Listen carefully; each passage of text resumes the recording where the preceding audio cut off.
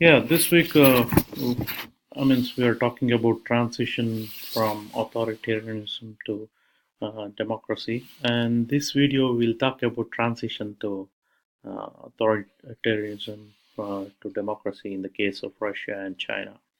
But we are going to talk more a lot about China, so we may be wondering what's Russia doing up here? Well, Russia, I think, serves as an example for China, a warning of what can happen when one transitions towards democracy from being authoritarian regime.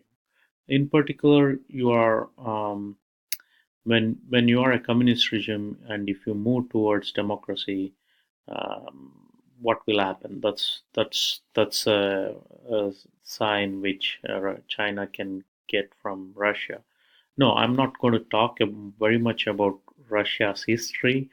And we understand that Russia was very impressive monarchy. Very sorry, it had a very repressive monarchy as czarist system.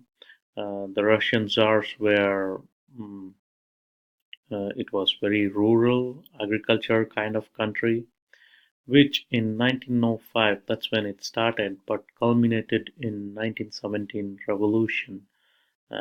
It was a successful communist revolution, and there was right transition from monarchy to being a communist regime.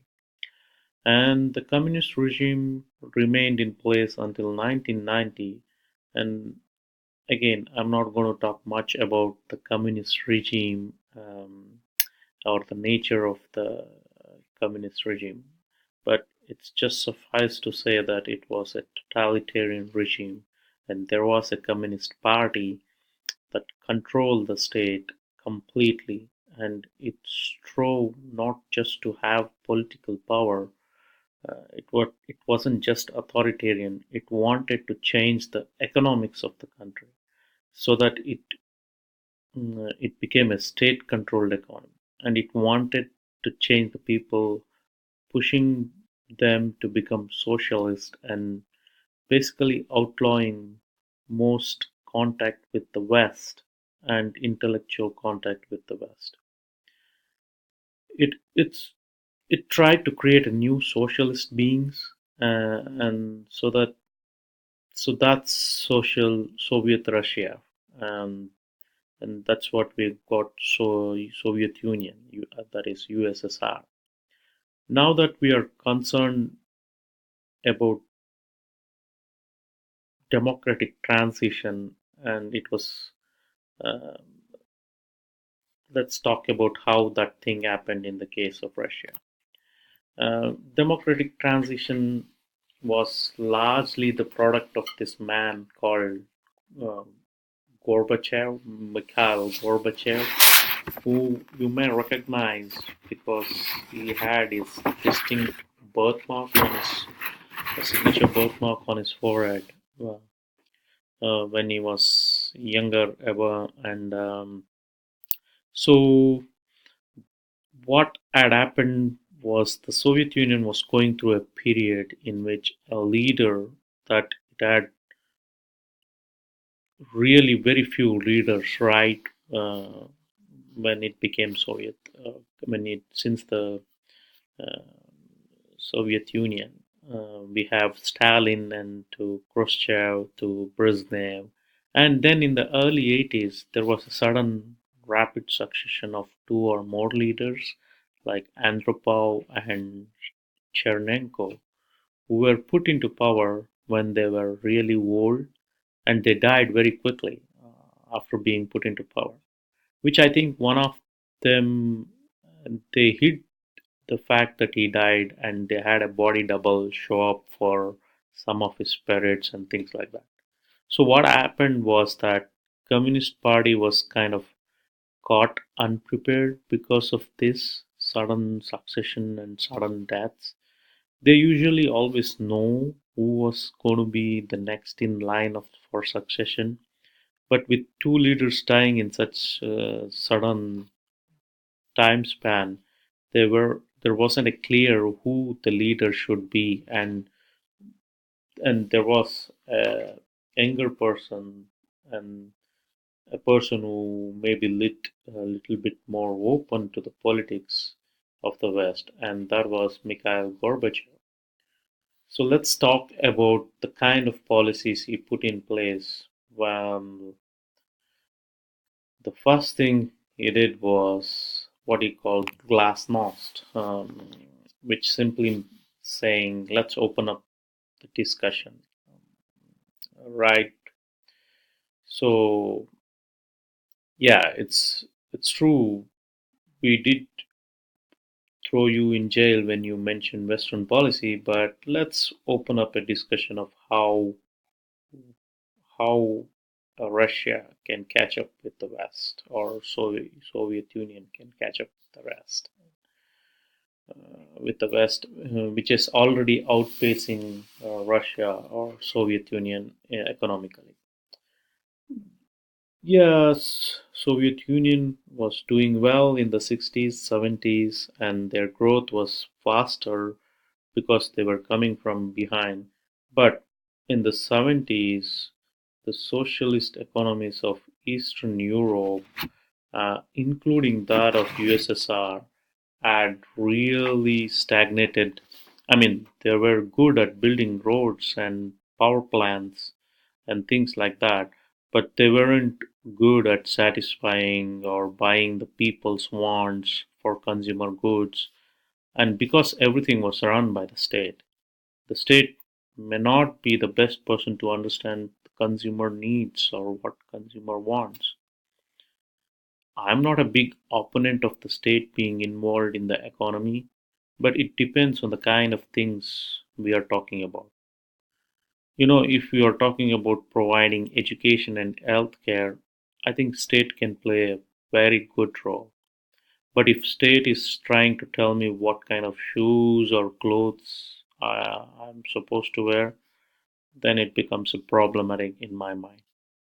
So anyway, they said we are opening to the discussion of new ideas, perhaps even the ideas about capitalism, and more importantly, that they brought in another measure called perestroika, uh, which said we are prepared also to subject ourselves to critics and to change to actually, change policies.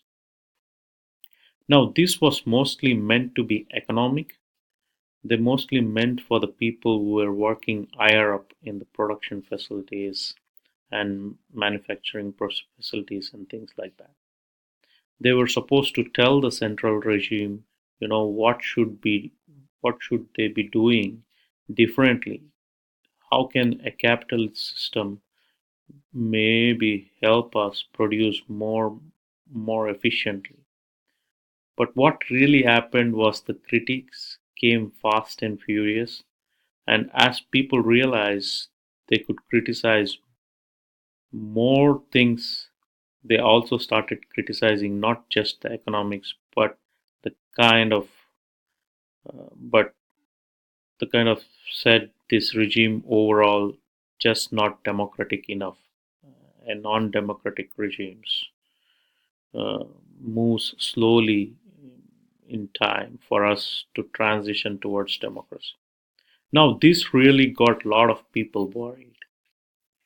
Some of the Eastern European countries that were satellite states of Soviet Union started to break off from the Soviet Union, becoming independent.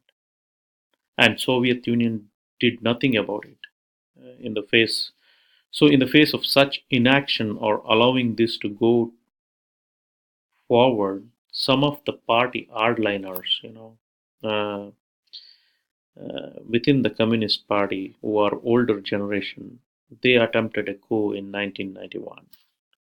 And what happened was some of the people in their parliament, and again, it was a parliament that wasn't very open parliament because they had communists in there, and there were those communists who were At the same time, there were some other communists who were open to democratic ideas, and one of them was Boris Yeltsin, who ended up to be the first president of Russia. So Boris Yeltsin, the premier. So he and others reformers stood up to the people who were trying to form a coup, and those who were instituting the coup told the army to go in there and wipe out Yeltsin and his supporters. And the army did not intervene.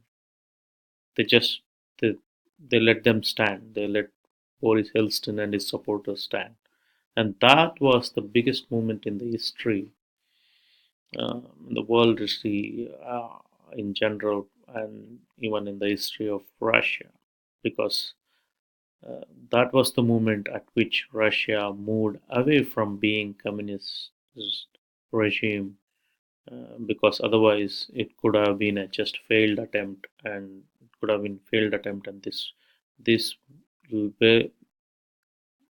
led to very quickly the dissolution of Soviet Union. And I don't want to really talk about the nature of Russia today, and whether it's really that democratic or not.